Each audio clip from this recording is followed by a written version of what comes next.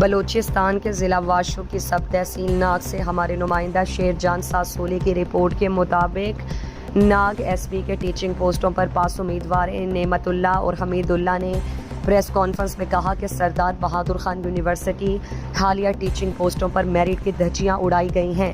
S P کے result میں رشوت خوری سرعام ہے۔ سنا تھا رشوت خوری پاکستان کی میراث ہے۔ بلوچستان میں بھی خصوصاً ضلع واشوق میں روز اول سے رشوت خوری ہمیشہ مظلوم امیدواروں کے حقوق پر حاوی رہا ہے۔ اس میں قصوروار ایس پی کے اور موجودہ حکومت سے چونکہ ضلع واشوق کے یو سی ناگ میں جہاں یہ رشوت خوری ہمیشہ سر فہرست ٹھہری، یہاں یہ رشوت خوری کا سہارا ہمیشہ چند اشخاص کے سر رہا جو کہ قانون دان اور محکمہ تعلیم کے چمچے ہیں، جنہیں ہمیشہ مالش کیا گیا اور انہوں نے ہمیشہ بنا جھجک کے رشوت خوری کو اپنا ایمان بنائے رکھا ہے۔